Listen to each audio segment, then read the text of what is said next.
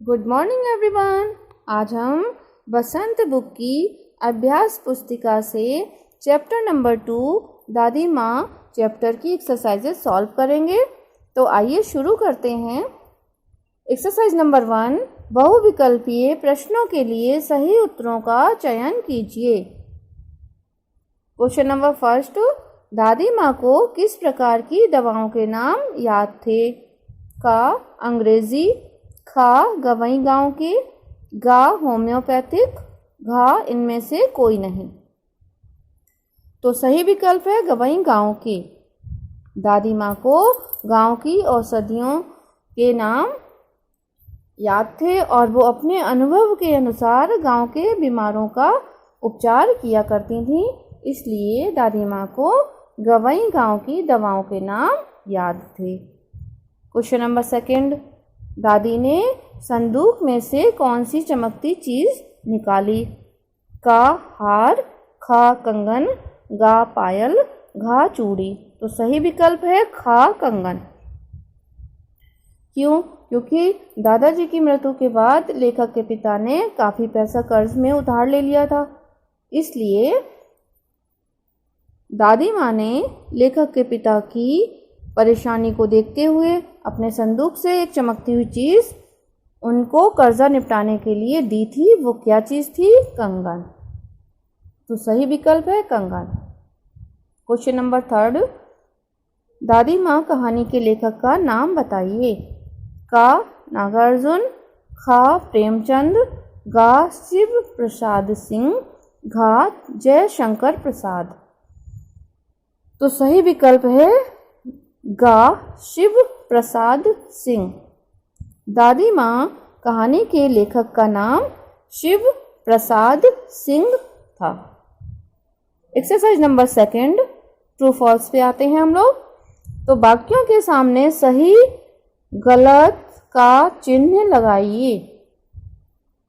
का लेखक के मित्र पीठ पीछे उसका मजाक उड़ाते थे। सही, क्योंकि लेखक थोड़ी सी भी परेशानियां आने पर उसका मन अनमना सा हो जाता था, तो लेखक के शुभचिंतक मित्र उसको कमजोर कह के उसका मजाक उड़ाते थे, तो इसलिए ये सही।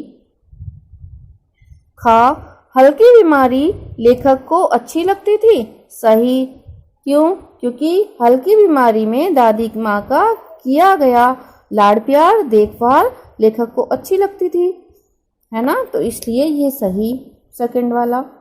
थर्ड यानी कि गा दादी माँ को अंग्रेजी दवाओं के नाम याद थे।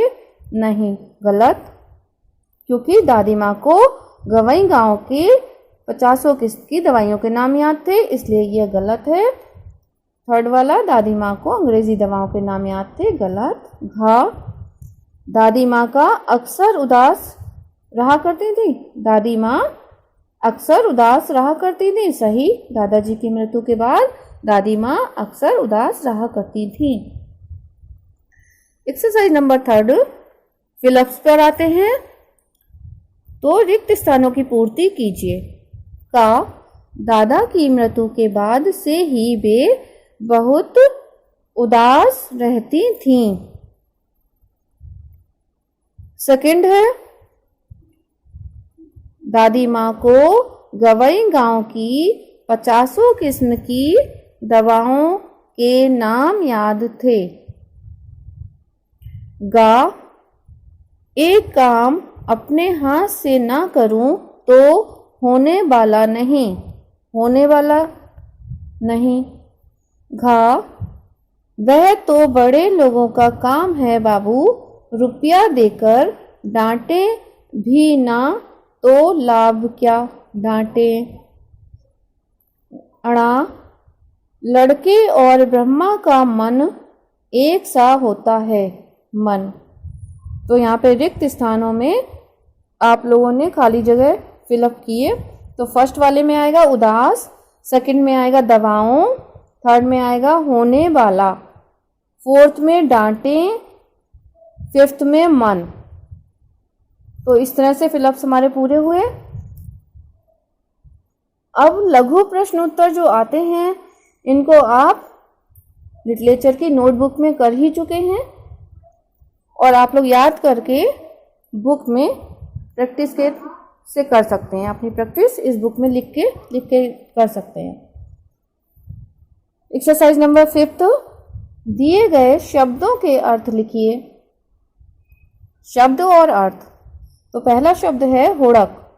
हुड़क माने बेचैन, यानी रेस्टलेस। बेचैन हो गए, व्याकुल हो गए, ठीक है। तो हुड़क का बेचैन।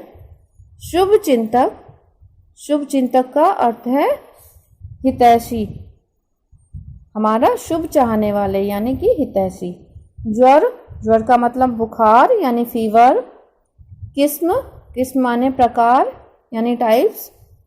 महामारी, संक्रामक रोग, जैसे आजकल कोविड-19 चल रहा है, कोरोना वायरस, है ना। तो ये महामारी का मतलब संक्रामक रोग। कतारें, पंक्ति, लाइन। विहल। विहल मीन्स अशांत, व्याकुल होना, बेचैन होना। सेकेंड लाइन पर आते हैं उत्साह।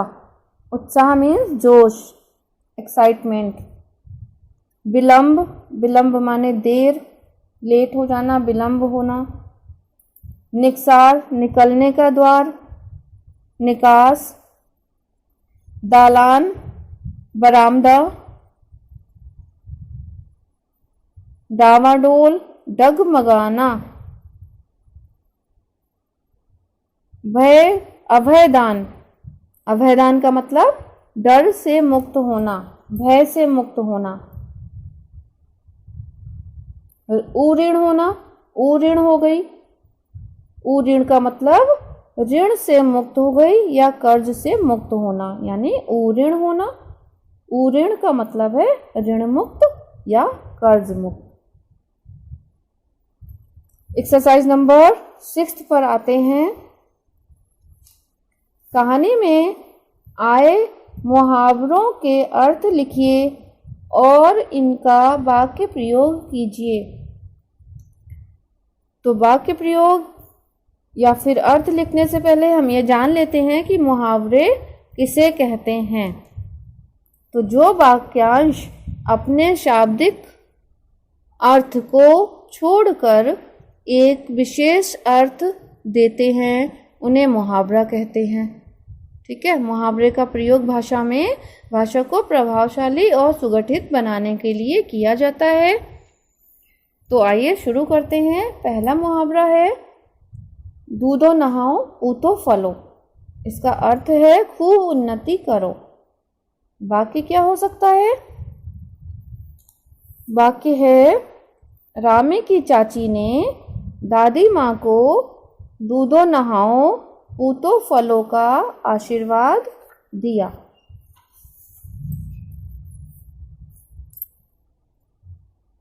सेकंड मुहावरा है उऋण हो जाना।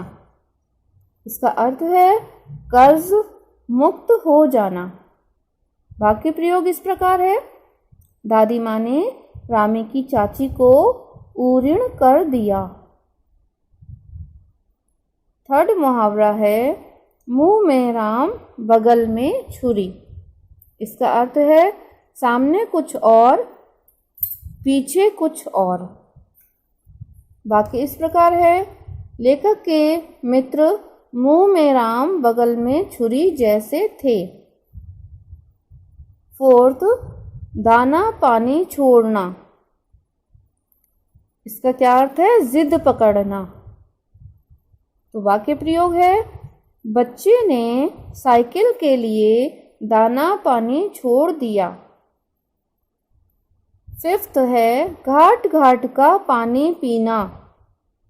इसका अर्थ है बहुत ज़्यादा अनुभव होना।